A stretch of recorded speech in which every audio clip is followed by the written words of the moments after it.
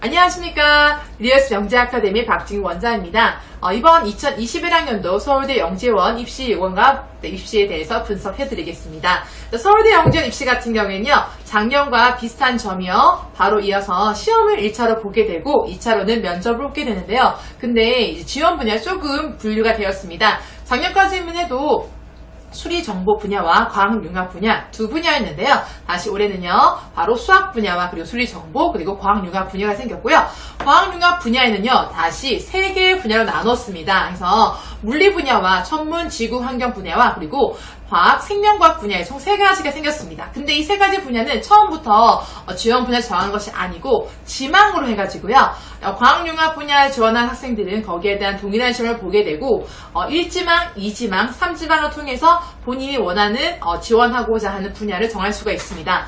이렇게 된다면 지원 분야가 아무리 나눠진다 하더라도요, 시험을 잘 본 친구들이 1지망, 2지망, 3지망에 걸릴 수 있겠죠. 자, 그래서 일단 시험에서 서울대 영재와 같은 경우에는요, 일단 수학 18명, 수리정보 18명, 물리 18명, 천문, 지구, 환경 18명, 화학, 생명과학이 18명이 되겠습니다. 그리고 사서과정이 또 있는데요. 기존에 다른 영재교육원에 다니고 있는 친구들도 지원할 수 있고요. 그리고 서울대 영재원에서 과학심화 과정을 다니고 있던 친구들도 지원할 수 있습니다. 여기에서는요, 마찬가지로 6개 분야가 있는데요. 수학, 정보과학, 물리화학, 생명과학이랑 지구과학 총 6개 분야에 각각 4명씩 지원할 수가 있습니다. 자, 1차와 2차 전형을 통해서요, 영재성을 입체적으로 종합적으로 평가하게 되고요. 전형에서 1차 전형은 시험으로 보게 됩니다. 지필시험인데요. 창의적 문제결력 평가이고요. 이 시험 같은 경우에는 지원 분야에 관련된 문제가 나올 수가 있겠어요. 예를 들어서 과학융합을 지원했다라고 한다면 과학 분야의 문제가 물리, 과학, 생물, 지구과학 문제가 나올 수 있겠죠. 그리고 2차 같은 경우에는요, 서류평가 및 심층 면접입니다. 서류 같은 경우에는 추천서가 필요하겠죠. 그리고 자기소개서가 필요하고요. 또한 생활기록부 2가 들어가게 되겠습니다. 그래서 만약에 초등학교 6학년 친구가 지원한다면 초등학교 전체의 과정에, 예를 들어서 6학년이잖아요. 그러면 초등학교 1학년부터 5학년까지의 생활기록부 2 내용이 필요하고요. 그리고 중학교 1학년이 지원한다 라고 했을 때는 초등학교 전 과정, 초등학교 1학년부터 6학년까지의 생활기록부 2 내용이 들어가게 됩니다. 그리고 추천서 같은 경우에는요, 교사 추천서를 달 수도 있고요. 아니면 현재 영재교육원에 다니고 있다면 영재교육원에 있는 교사나 교수님의 추천서를 받을 수가 있어요.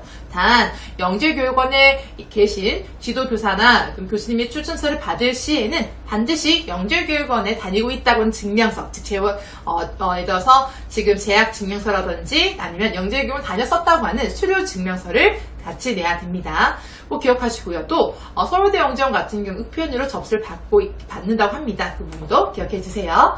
자, 그럼 서울대 영재원 같은 경우에 이제 시험 방식에 있어서 아까 수학은 수학 분야 나오고 수리 정보는 아마 정보 융합 문제가 나오겠죠. 그 다음 과학 분야는 물화, 생지 분야 문제가 나올 것인데요.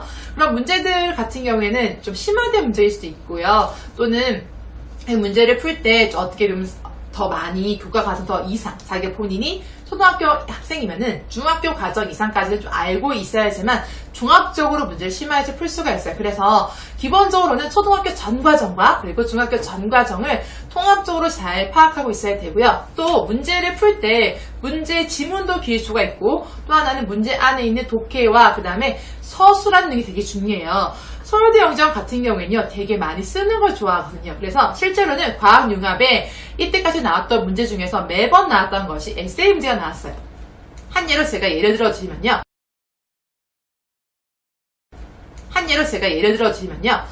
이런 문제가 나왔습니다. 뉴턴이 프리즘을 사용해서 무지개의 원리를 밝혀냈는데 거기에 대해서 비판한 내용의 시가 지문이 나왔고요. 그 지문에 대해서 제시문이 과학은 되게 아름답다라는 것을, 아름다움을 파괴한다라는 어떤 과학에 대한 어떤 따분하고 지루한 부정적인 내용이 있고, 또 하나는요, 과학이 또 오히려 우리 아름다움 유지해줄 수 있게 하는 그런 좋은 장점이 있다라고 하는 과학의 좋은 점의 내용을 얘기한 지문을 제시해주고요. 그 지문을 바탕으로 핵심 내용을 요약하고, 그 다음에 여러분들이 그 내용을 봤을 때 어떤 부분에 공감이 가는지에 대해 생각을 적고 그 경험을 덧붙여서 의견을 제시하라고 하는 에세이를 쓰게 했어요. 그래서 띄어쓰기 포함해서 한 500자에서 600자 정도 쓸 수 있게 했거든요. 그래서 에세이가 400자에서 500자 정도의 그런 내용을 글을 쓰게 하기 때문에 평소에 책을 많이 읽고 글을 많이 썼던 친구들한테 도움이 되겠죠. 또 하나는요, 수리정보 기출문제 한 예가 있는데 이런 문제가 나왔었습니다. 사람들이 영화를 보고 영화에 대한 평점을 올린 것에 대한 내용을 35가지로 해서 표로 나타낸 것을 주었습니다. 그래서 이 부분에서 A, B, C로 나눠서 분석해 놓았는데 이 표를 보고 각자의 분석 내용을 그래프로 그려서 설명하세요라는 문제가 나왔습니다. 어떻게 보면 이 문제는 그냥 단순하게 어떤 지식을 가지고 그냥 풀었던 문제가 아니고 분석하고 생각하고 수학적으로 나름대로 어떤 논리를 펼쳐야 되는 문제가 되겠죠. 이런 문제가 수리정보에 나왔다는 겁니다. 그래서 여러분들 문제 자체는 되게 다양하게 창의적 문제 해결력이기 때문에 나와요. 그래서 이런 문제를 잘 풀려면 어떻게 해야 될 것인가, 제가 영재교육원 데뷔할 때 쓰는 교재도 있고요.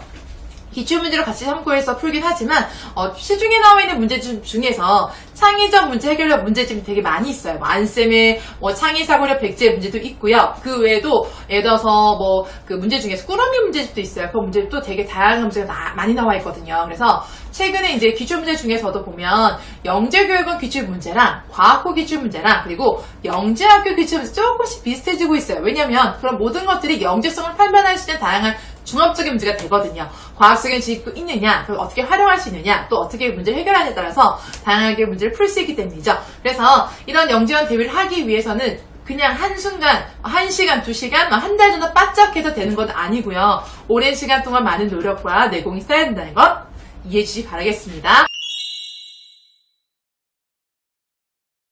6학년 친구들 보시고 있는지 모르겠지만요. 우리 친구들이 6학년 때 지원해서 경험을 쌓고요. 준비해서 무엇이 더 필요하겠구나 알게 돼서 그 다음에 중학 1학년에도 지원할 수 있잖아요. 그러니까 6학년 때 지원했던 그 경험을 가지고 중1 때도 지원할 수 있기 때문에 꼭 필히 열심히 도전해보길 바랍니다. 마음을 꼭 붙어야지, 합격해야지라는 무거운 마음보다는요, 즐겁게 도전해서 내가 나의 잠재력을 끌어올리고 실현하게 되는 그런 과정이라 생각하고 노력해보면 좋겠습니다. 그럼 화이팅! 안녕!